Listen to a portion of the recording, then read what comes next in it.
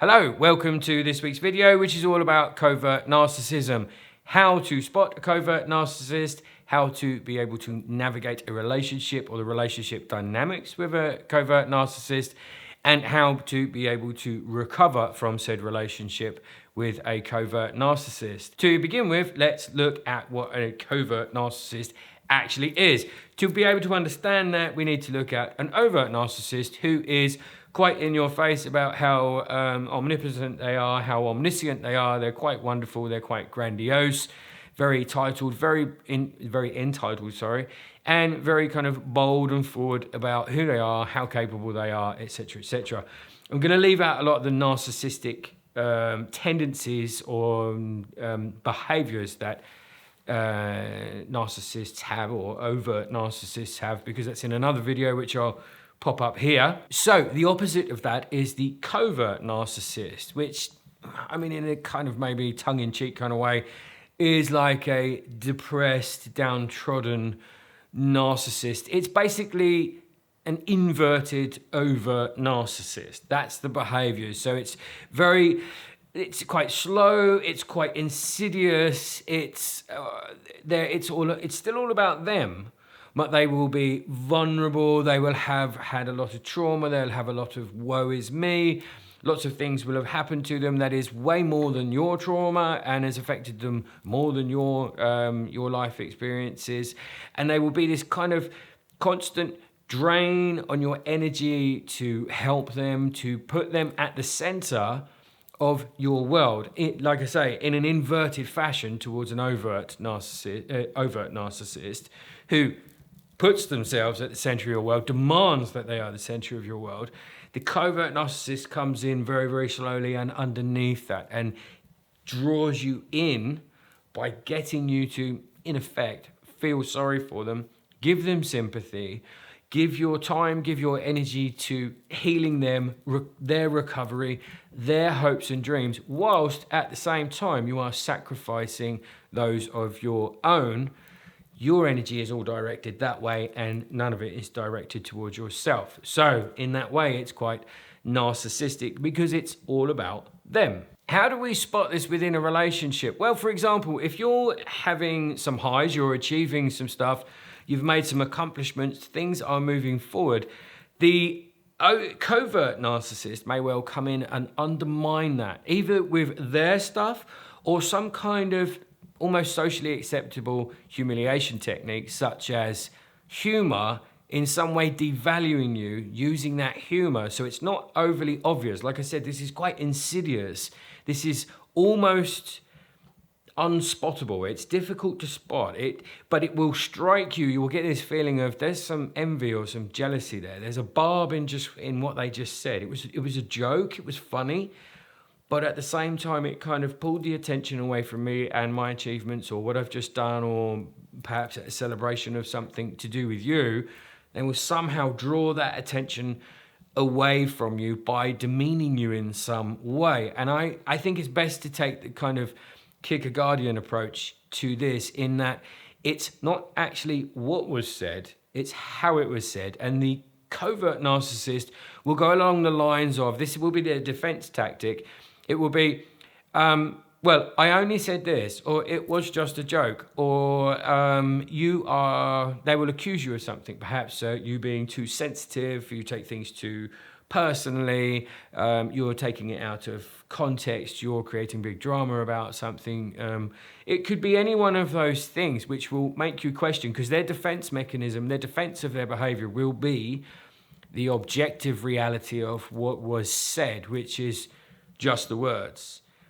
It won't take into account the how it was said. It won't take into account the feeling you get from that, either feeling a little bit devalued, a little bit humiliated in front of people, a little bit upstaged. There will be a bit of one-upmanship, say, for instance. The limelight was taken away from you for a period of time, therefore kind of dampening down the situation that you're in right at that moment, taking the emphasis away from you. Now, if you're in a relationship with someone who is a covert narcissist, you will begin to feel this slow drain of your energy. Your energy will end up going towards them. And I'd like to make maybe a point here. I do a lot of disclaimers here, where narcissist is a term that's thrown around an awful lot, and often it's over applied to situations. We all have narcissistic tendencies. We all have narcissism. It's what helps us get out of bed in the morning, achieve, move forward in life, accept compliments and things like that, and kind of set boundaries and do self-care and put ourselves sometimes at the center of our world. So there's a healthy level of narcissism.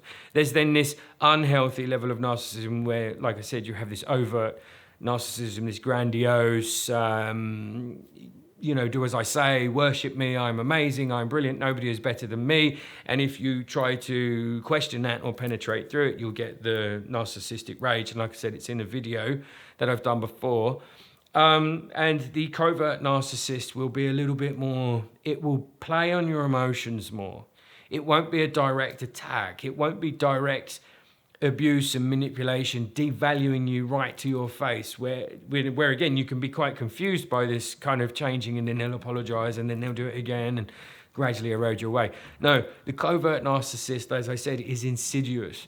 They come in underneath. They begin to just drain you, just erode you, take away some of that limelight from you. And if you're in a relationship where you're constantly rescuing someone, you're constantly working towards their hopes and dreams, the conversation's always about them and the tragedies from the past and how they're held back and they need this and they need that. They come across as needy, but they're not needy. They're needy in a way. They need your attention. So this is how they operate. If you find yourself within this kind of dynamic of a relationship, it's very, very hard to spot. And you will question yourself, because this is based on kind of sympathy and pity and this kind of like redirection of attention. And you've had this success, you've got so many friends, and you've got this and you've got that, and I've got nothing. And you kind of move towards helping them. You'll find yourself beginning to erode away. You'll find yourself beginning to be drained. You'll find yourself beginning to play down who you are, some of the things you do, some of the celebrations that you would like to have along the milestones in your life, if you like, your achievements, and you'll begin to play all of that down for the benefit of not making them feel bad. So a few more things to look out for if you're in a relationship, or to see if you're in a relationship with a covert narcissist, if you are slightly suspicious of that, is you may begin to feel quite isolated from friends and family because your time and your energy is devoted to your partner. Your family and your friends might find your partner quite difficult, and again, they will use that as a form of like, I'm being persecuted, you need to defend me, you need to be here for me. If you love me, you will do that. I'm committed to you, I need you to be committed to me. So you will gradually feel yourself, you will notice that you've been isolated, your family and your friends questioning the relationship, and of course you can easily roll with that narrative. Well, actually they are. I have a bit of what's going on. The other thing to notice is a lack of empathy.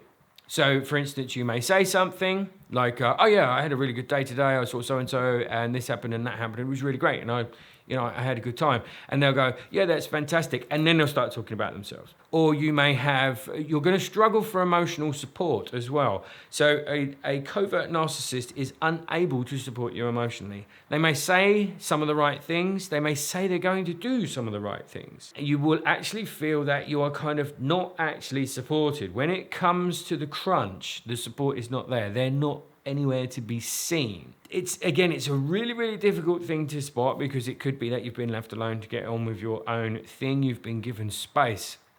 But it's on the reunion where you need to look. It's on all of these dynamics. It's looking at the interplay and often the reunion. So the reunion will be, they will ask you no questions, or they'll be uninterested in your answers to the questions that they ask you. So again, it comes across, it's lip service, and this is where it gets confusing. This is where it gets draining, and this is where you need to trust that inner that you need to trust that inner intuition, which is telling you something's off here.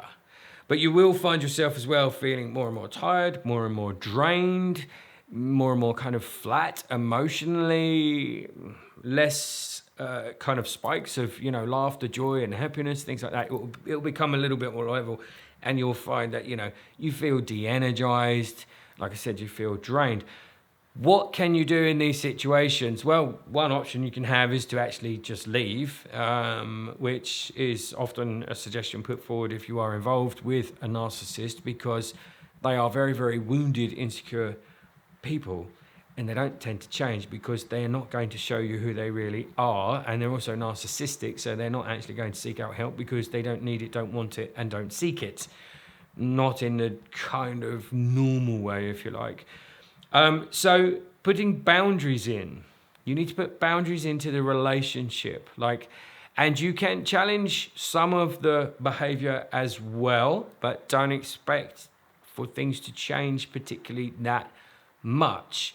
Some of your boundaries may be adhered to, but generally you can try to be quite strong with holding them. So, okay, let's talk about this stuff. We'll talk about your stuff, but then I want to enjoy the rest of the evening with you. So let's give it 20 minutes, put it away in a virtual drawer. We can bring it out again tomorrow if you wish. So you begin to set limits. Also, build yourself a network outside of that relationship. Get back hold of those friends that have distanced themselves, or you've distanced them, and family. Maybe you have a new social network. Use it, utilize it, use it to be able to step out of the relationship, recharge, see things for what they are, and actually experience yourself again. Because a lot of people who end up involved with covert narcissists lose who they are, as you would do with an overt narcissist. You become an echo, hence Echo's the character in the story.